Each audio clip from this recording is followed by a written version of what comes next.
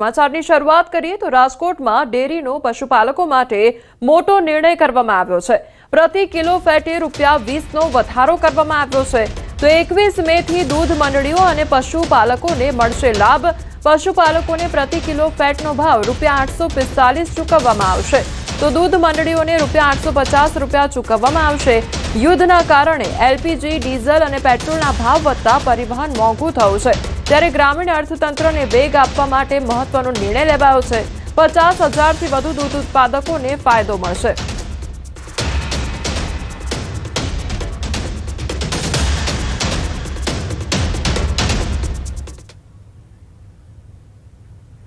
રાજ્યમાં આવતીકાલથી વરસાદની આગાહી હવામાન વિભાગ દ્વારા કરવામાં આવી છે, ત્યારે 22 મેના ગીર સોમનાથ, અમરેલી, નવસારીમાં વરસાદની શક્યતા વ્યક્ત કરવામાં આવી છે। ડાંગ, દમણ, દાદરાનગર હવેલીમાં પણ વરસાદ વરસી શકે છે, તો 23 મેના ગીર સોમનાથ, અમરેલી, ભાવનગરમાં આગાહી કરવામાં આવી છે। નવસારી, તાપી, ડાંગ, વલસાડ, દમણ, દાદરાનગર હવેલીમાં પણ વરસાદને લઈને આગાહી કરવામાં આવી છે।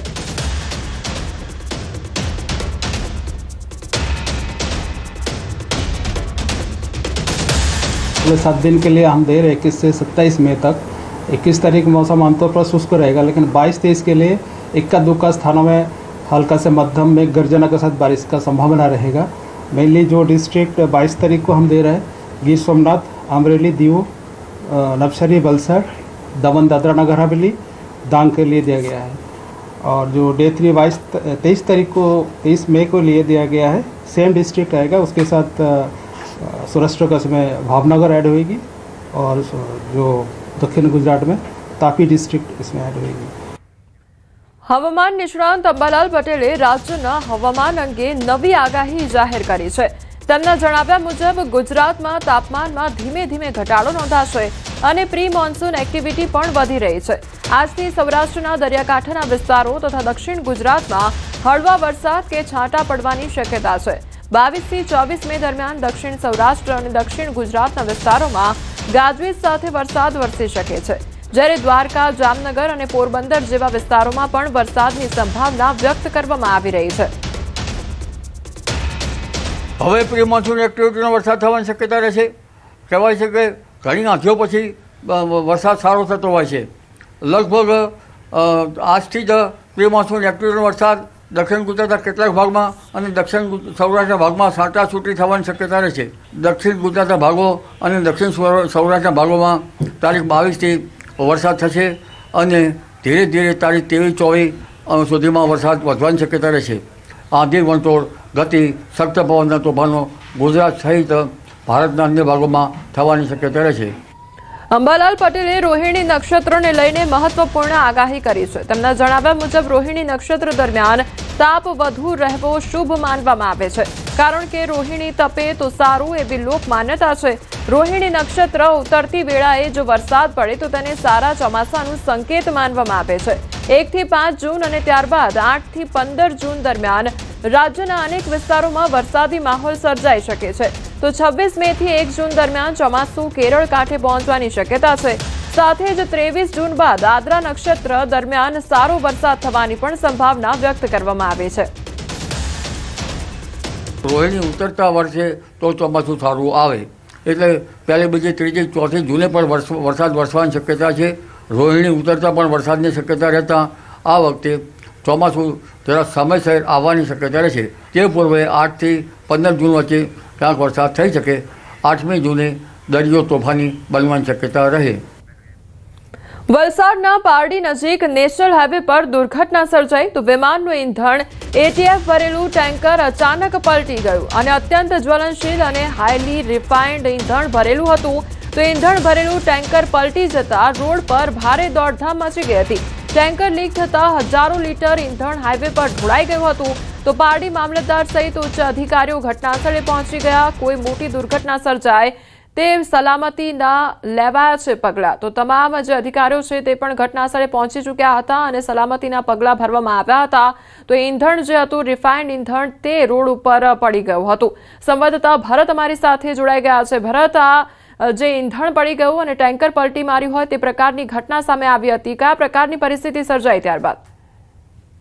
જી બિલકુલ, મુંબઈના વાપીથી એવિએશન જે ટર્બાઇન ફ્યુલ ભરેલું એટલે એ વિમાનનું ઈંધણ ભરેલું એક ટેન્કર છે એ સુરત તરફ જઈ રહ્યું હતું. આ દરમિયાન વલસાડના પારડી નજીક અમદાવાદ મુંબઈ નેશનલ હાઈવે પર પહોંચતા જ જે ટેન્કરના ચાલકે છે સ્ટીયરિંગ પરથી કાબુ ગુમાવતા ટેન્કર બેકાબુ થયું હતું અને હાઈવેની બાજુમાં જે પાણીના જે ચોમાસામાં પાણીના વહેણ માટે જે ડ્રેનેજ બનાવેલી છે તેને ટક્કર મારતા ટેન્કર છે પલટી મારી ગયું હતું. પલટી મારતા પહેલા ટેન્કરે હાઈવેની સાઈડમાં કેરી વેચવા બેસેલી એક મહિલાને પણ અડફેટે લીધી હતી અને ત્યારબાદ એ છે હાઈવેની સાઈડમાં જ પલટી મારી ગયું હતું. ઘટનાની જાણ થતાં જ જે પારડી પોલીસની સાથે મામલતદાર સહિતના ઉચ્ચ અધિકારીઓનો કાફલો સ્થળ પર પહોંચ્યો હતો. જે રીતના આપણે જણાવીએ કે આ ટેન્કરની અંદર એવિએશન ફ્યુલ એટલે ATF ભરેલું હતું અને જે અત્યંત જ્વલનશીલ હોય છે, આથી બ્લાસ્ટ થવાની શક્યતા હતી. ટેન્કર લીકેજ થતા હાઈવે પર હજારો લીટર છે એ જ્વલનશીલ ઈંધણ છે એ ભરાઈ ગયું હતું. આથી આસપાસના વિસ્તારમાં દોડધામ મચી ગઈ હતી અને લોકોના શ્વાસ અદ્ધર થયા હતા. જોકે ત્યારબાદ મામલતદાર અને પોલીસની ટીમ સ્થળ પર પહોંચી હતી અને સલામતીના ભાગરૂપે જે જગ્યા પર છે ઈંધણ છે ઢોળાયું હતું તેના પર માટી નાખી અને એ છે એમને સલામતીના પગલા લીધા હતા અને ત્યારબાદ તાત્કાલિક છે હેવી ક્રેનની મદદથી ટેન્કરને સાઈડમાં કરી અને ફરી એક સાઈડમાં કરવામાં આવ્યું. ઘટનામાં છે એ કોઈ જાનહાનિ થઈ નથી, પરંતુ આ ટેન્કરની ટક્કરને કારણે એક મહિલાની સાથે ટેન્કર ચાલકને પણ ઈજા થઈ હતી, જેઓને સારવાર માટે હોસ્પિટલમાં ખસેડવામાં આવે છે અને આ સમગ્ર ઘટના CCTV કેમેરામાં કેદ થઈ હતી.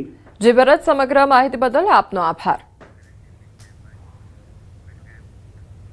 પેટ્રોલ ડીઝલ અંગે ભાજપની પ્રતિક્રિયા સામે આવી છે. શ્વેતા બ્રહ્મભટ્ટ સહપ્રવક્તા પ્રદેશ ભાજપ, જેમના દ્વારા પ્રતિક્રિયા આપવામાં આવી છે. તો સંકટના સમયમાં એકજૂટ થઈ સાથ આપવો જોઈએ તે પ્રકારનું તેમના દ્વારા નિવેદન આપવામાં આવ્યું છે.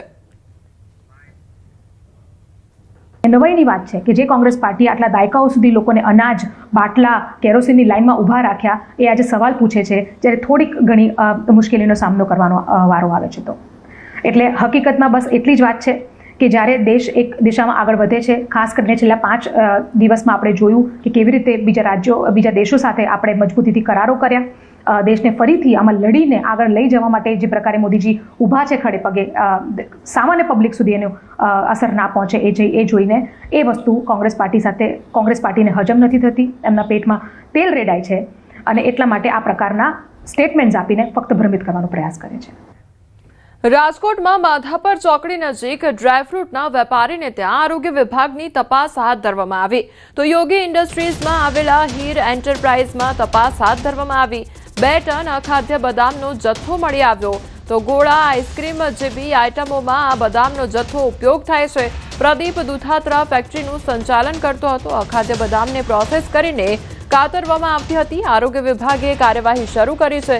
તો તપાસમાં ખુલ્યું છે કે વેપારીએ ગુજરાત સહિત રાજ્ય બહાર પણ આવા જથ્થા મોકલ્યા હતા.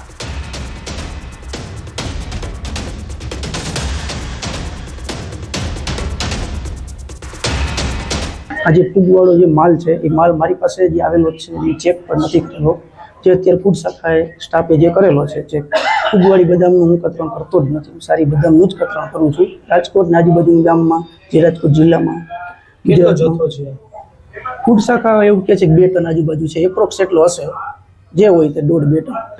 એ બદામ સાફ કરેલી છે, જે કચરો છે એ કચરો ફેંકવા માટેનો જ છે. ફૂગવાળી બદામ એમાંથી કોઈ જ કતરણ થતું નથી. અંદર જે કતરણ છે બનેલું એ સારી બદામનું જ બનેલું છે, જે ફૂડ શાખાવાળા સાહેબે જોયેલું પણ છે. ડ્રાયફ્રૂટની અંદર જે છે બદામનો આશરે 2000 કિલો એટલે કે 2 ટન જેવો જથ્થો જે છે અહીં સ્થળ પર આપણને મળી આવેલ છે. અને આપ જે ડ્રાયફ્રૂટ બદામ છે તે જોઈ શકો છો કે કેવી હાલ પરિસ્થિતિમાં છે, તે અખાદ્ય કહી શકાય કે એકદમ જે લોકો ખાઈ ન શકે તેવી પરિસ્થિતિમાં જે છે બદામ આપણને જોવા મળી છે. ને અમારી ફૂડ વિભાગની ટીમ દ્વારા જે છે તેમના સેમ્પલ લેવાની હાલ કાર્યવાહી હાથ ધરવામાં આવી રહી છે. અંદાજે 12 લાખથી 14 લાખ જેવો જે છે તેમની જે છે કિંમત જણાય છે. રાજકોટ મહાનગરપાલિકાના ફૂડ વિભાગ દ્વારા માધાપર ચોકડી પાસે આવેલા યોગીનગર ઇન્ડસ્ટ્રીઝ એરિયાની અંદર દરોડા પાડવામાં આવ્યા છે. જોઈ શકાય છે કે અહીંયા કઈ રીતે આ અખાદ્ય જે બદામ છે આ બદામને કતરણ કરવામાં આવતી હતી અને ન માત્ર રાજકોટ પરંતુ સૌરાષ્ટ્ર સહિત સમગ્ર ગુજરાતભરમાં તેમજ ગુજરાતની બહાર પણ આ પ્રકારે કતરણ કરીને છે તે વેચવામાં આવતી હતી. અને આ કતરણનો મુખ્યત્વે ઉપયોગ છે તે મીઠાઈની જે લિક્વિડની જે આઈટમ હોય તેની અંદર વાપરવામાં આવતું હતું. સાથોસાથ વાત કરવામાં આવે તો ગોલાની અંદર આ કતરણનો છે તે ઉપયોગ કરવામાં આવતો હતો.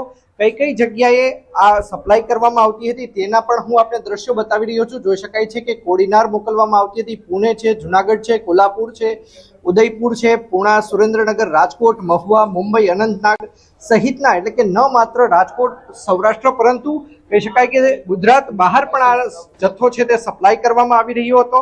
હું આપને દ્રશ્યો પણ છે તે પણ બતાવવાનો પ્રયત્ન કરી રહ્યો છું કે જોઈ શકાય છે કે કઈ હાલતની અંદર આ કતરણ છે તે રાખવામાં આવી છે. એકદમ અખાદ્ય પ્રકારની આ કતરણ છે. વર્ષો જૂનો આ માલ હોય તેવું લાગી રહ્યું છે.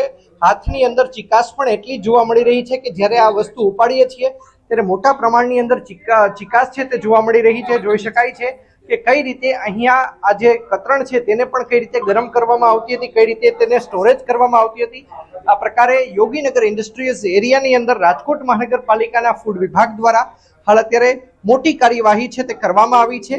અંદાજિત 2 ટન જેટલો માલ છે તે ઝડપી પાડવામાં આવ્યો છે. 40 લાખ રૂપિયાથી પણ કિંમતનો મુદ્દામાલ છે તે હાલ અત્યારે કબજે કરવામાં આવ્યો છે. અંકિત પોપટ, ન્યૂઝ 18 ગુજરાતી, રાજકોટ. બનાસકાંઠાના પાલનપુર નગરપાલિકાના નવા પ્રમુખ અને ઉપપ્રમુખે આજે ચાર્જ સંભાળ્યો. પ્રમુખ તરીકે સુનીતાબેન પટેલ અને ઉપપ્રમુખ તરીકે દશરથસિંહ સોલંકીએ વિધિવત પૂજા કરીને કાર્યભાર ગ્રહણ કર્યો હતો. નગરપાલિકા કચેરી ખાતે ભાજપના આગેવાનો, કોર્પોરેટરો અને સમર્થકો મોટી સંખ્યામાં હાજર રહ્યા. તેમણે ફૂલહાર અને શુભેચ્છાઓ સાથે નવા હોદ્દેદારોનું ઉષ્માભર્યું સ્વાગત કર્યું હતું. નવા પ્રમુખ સુનીતાબેન પટેલે પાલનપુરના વિકાસ કાર્યોને ગતિ આપવાની વાત કરી હતી. તેમણે પાણી, રસ્તા, સફાઈ અને સ્ટ્રીટ લાઇટ જેવી પ્રાથમિક સુવિધાઓને વધુ મજબૂત બનાવવાનું કહ્યું. સાથે જ તેમણે લોકોના પ્રશ્નોનો ઝડપી ઉકેલ લાવવાની ખાતરી આપી હતી. ઉપપ્રમુખ દશરથસિંહ સોલંકીએ ટીમ સાથે મળીને શહેરના વિકાસ માટે કામ કરવાની નેમ વ્યક્ત કરી હતી. આ નવી વરણીને પગલે નગરપાલિકા પરિસરમાં કાર્યકરો અને સમર્થકોમાં ભારે ઉત્સાહનો માહોલ જોવા મળ્યો હતો. પાલનપુર નગરપાલિકાના ઉપપ્રમુખ તરીકેનો આજે ચાર્જ સંભાળ્યો છે.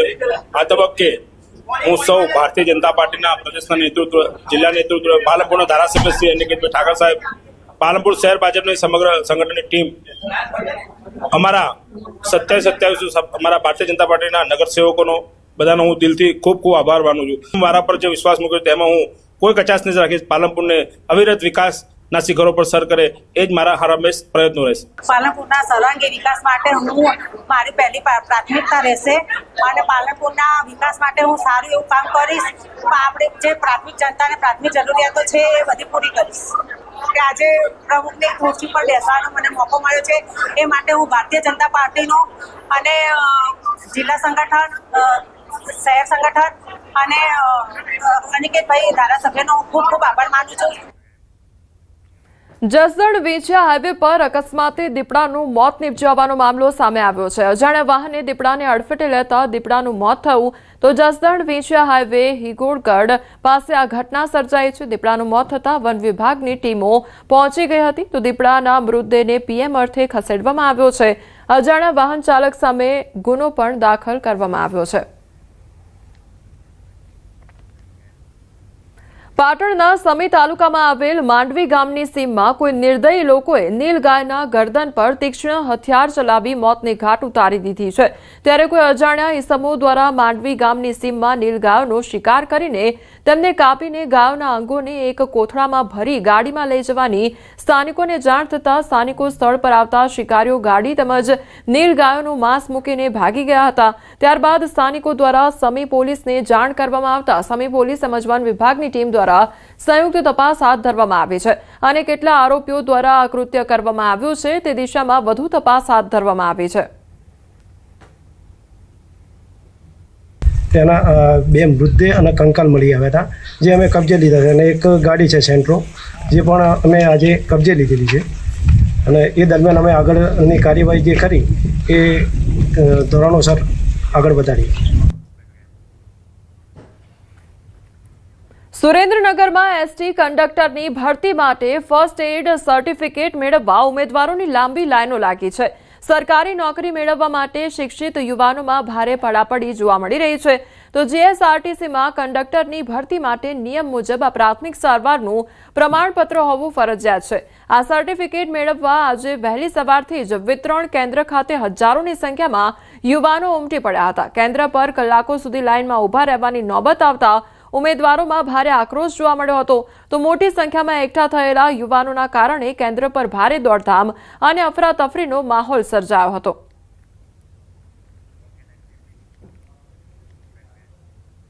ભુજ શહેરના એરપોર્ટ રોડ વિસ્તારમાં પાણીની લાઇનના એરવાલ્વમાં લીકેજ સર્જાતા લાખો લીટર પાણીનો વેડફાટ થયો હોવાની ઘટના સામે આવી છે. સ્થાનિકોના જણાવ્યા મુજબ અંદાજે 1 કલાક સુધી સતત પાણી વહેતું રહ્યું, જેના કારણે પાણીની નદીઓ વહેતી હોય તેવા દ્રશ્યો જોવા મળ્યા હતા. એક તરફ ભુજ શહેરના અનેક વિસ્તારોમાં લોકોને 4 થી 5 દિવસે પાણી મળતું હોવાની ફરિયાદ છે, ત્યારે બીજી તરફ આ પ્રકારના પાણીના વેડફાટને લઈને સ્થાનિકોમાં ભારે રોષ ફેલાયો છે. છોટાઉદેપુર બોડેલીના જબુ ગામ ખાતે આવેલ તળાવમાં સુજલામ સુફલામ યોજના હેઠળ ચાલી રહેલા ખોદકામને લઈને વિવાદ ઉભો થયો છે. પ્રજાપતિ સમાજના લોકોનો આક્ષેપ છે કે તળાવમાંથી મોટા પાયે માટી કાઢી લેવાતા તેમની પરંપરાગત રોજગારી જોખમમાં મુકાઈ ગઈ છે. વર્ષોથી માટલા અને માટીના વાસણ બનાવી ગુજરાન ચલાવતા લગભગ 40 પરિવારો હવે મુશ્કેલીમાં મુકાઈ ગયા છે. ગ્રામસભા વગર નિર્ણય લેવા હોવાના આક્ષેપ સાથે લોકો ગ્રામ પંચાયત અને કોન્ટ્રાક્ટર સામે રોષ વ્યક્ત કરી રહ્યા છે. અનેક રજૂઆતો છતાં કોઈ નિકાલ ન આવતા હવે પ્રજાપતિ સમાજ સરકાર પાસે ન્યાયની માંગ કરી રહ્યો છે. પંચાયત સરપંચ તલાટીના સભ્યો દ્વારા NHI વાળાને ઠરાવ લખીને આપી દેવામાં આવ્યો છે, તે એકદમ અયોગ્ય છે. એનાથી પણ NHI વાળા અમારું તલાવમાં ખોદકામ કરી ગયા છે, એનાથી અમારો પ્રજાપતિ સમાજ બેરોજગાર થઈ ગયો છે. હવે અમારો પ્રજાપતિ સમાજ જોડે કોઈ ઓપ્શન જ નથી, કેમ કે તળાવમાંથી બધી માટી ખોદી ગયા છે. પેઢીઓની પેઢીઓ નીકળી ગઈ છે. આની અંદર તળાવની અંદર આ છેલ્લી પેઢી અમારી ચાલી રહેલી છે. હવે અમારા માટી બધી ખોદાઈ ગઈ છે. અમારી માટી હવે શોધવાની કઈ ને જબુ ગામના તલાટી સરપંચ સભ્ય બધા અમને કંઈ જાણ કરી ઠરાવ પહેલાં પાસ કર્યો છે. ગ્રામસભા બોલાવવામાં આવે છે, ગ્રામસભા બોલાવી નહીં અને અહીંયા ઠરાવ પાસ કરીને માટી કાઢી ગયા NHI વાળા. અને એની અંદર અમારો પરિવાર બધા 45 ઘર છે, અમારા બેરોજગાર થઈ ગયા છે. અમે સરકારને નિવેદન એટલું કરીએ છીએ કે અમાને સહાય જોઈએ અને અમારી રોજીરોટીનું ભરપાઈ કરો. અને જે આ પંચાયતે ઠરાવ કર્યો, મિટિંગો ભરી, પણ અમારે કોઈ પ્રજાપતિનું સંમતિ લીધી નહીં, અમારા પ્રજાપતિએ કોઈ સહી કરી નહીં. અમારે અત્યારે બહુ હાલ પરિસ્થિતિ બહુ જ ખરાબ છે. અમારા નાના નાના બાળકો છે, માટી કામ પર જ અમે જીવી શકીએ છીએ. અમારી માટી વગર અમે ધંધો હવે કમ કરી શકીએ. અમારી માંગ એટલી છે સરકારને કે સરકાર આગળ જોવે ને અમારે કઈ જે આવે તે અમારી માટી પાછી આપે.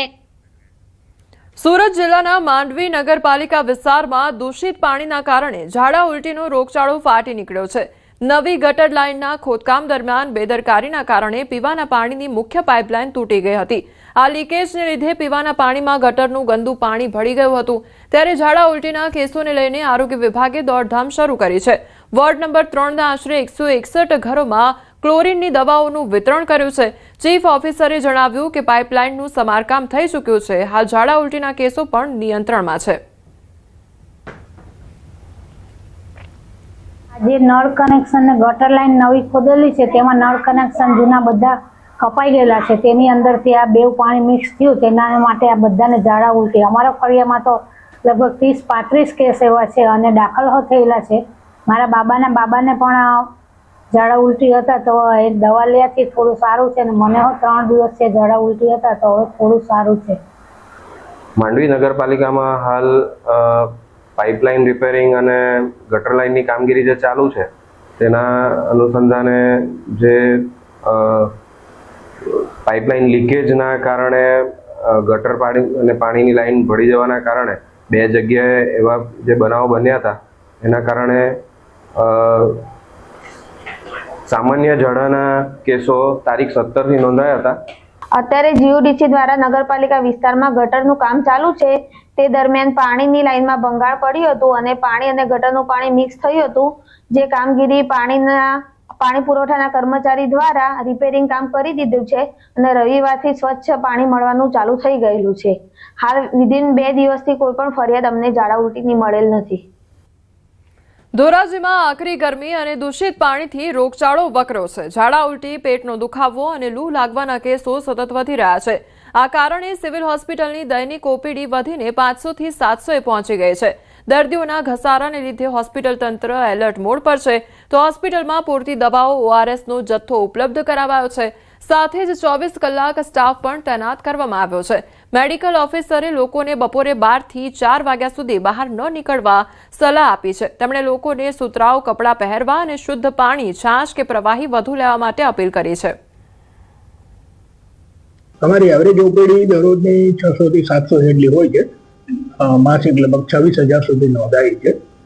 મુખ્યત્વે એમાં પેટના દુખાવાના, ઝાડા ઉલટી 10% હોય છે અને ખાસ તો જે ગરમીના લીધે લૂ લાગવાના બનાવ પણ બનતા હોય છે. સામાન્ય રીતે ઘરની બહાર 12 થી 4 સમયગાળા દરમિયાન બહાર ન નીકળવું જોઈએ, સુતરાઉ કપડાં પહેરવા જોઈએ અને લિક્વિડ પાણી પુષ્કળ પ્રમાણમાં ઉપયોગ કરવો જોઈએ અને શુદ્ધ પાણી ઉપયોગ કરવો જોઈએ. અસહ્ય ગરમી અને સતત વધી રહેલી મોંઘવારીના કારણે હાલ શાકભાજીના ભાવ આસમાને પહોંચી ગયા છે. ભારે તાપમાનના કારણે અનેક વિસ્તારોમાં શાકભાજીનો પાક બળી જતા ઉત્પાદન ઘટ્યું છે, જેના સીધા પ્રભાવ રૂપે બજારમાં શાકભાજીના ભાવોમાં ભારે વધારો નોંધાયો છે. બીજી તરફ પેટ્રોલ અને ડીઝલના વધતા ભાવ તેમજ અનેક જગ્યાએ ડીઝલની અછતને કારણે ખેડૂતોને પાકની ખેતીથી લઈને માર્કેટ સુધી પહોંચાડવામાં ભારે મુશ્કેલીઓનો સામનો કરવો પડી રહ્યો છે. મોંઘાદાટ બિયારણ, ખાતર, દવાઓ અને મજૂરીના વધેલા ખર્ચથી ખેડૂતોની સ્થિતિ વધુ કથળતી જોવા મળી રહી છે. ખેડૂતો કહે છે કે એક તરફ ઉત્પાદન ઓછું મળી રહ્યું છે અને બીજી તરફ ખર્ચ વધી જતા યોગ્ય નફો મળતો નથી. હાલની પરિસ્થિતિમાં ખેડૂતો સહિત સામાન્ય અને મધ્યમ વર્ગની જનતા પણ મોંઘવારીના મારથી પરેશાન બની ગઈ છે.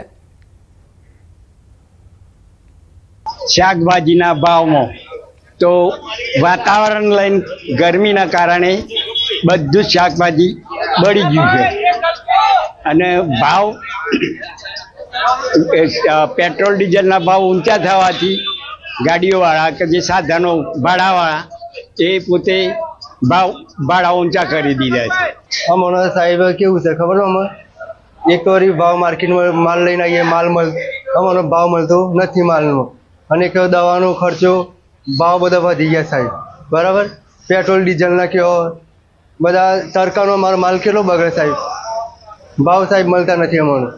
પેટ્રોલ ડીઝલમાં હાલ તો કહું છું, અત્યારે જે અમારું વાવેતર છે તો અત્યારે ઘણા એવા નજીકના પંપો એવા છે કે અમને ત્યાં ડીઝલ ક્યારેક મળી જાય છે અને ક્યારેક નથી મળતું હોતું, કારણ કે એ લોકોને બી સ્ટોક સામેથી ઓછો આવે છે. તો અમને બી જેટલું જોઈએ એટલું નથી આપતા અત્યારે, કે ચલો જઈએ તો ડીઝલ લેવા તો 20 લીટરથી કે 50 લીટરથી વધારે એ લોકો ડીઝલ નથી આપતા અત્યારે.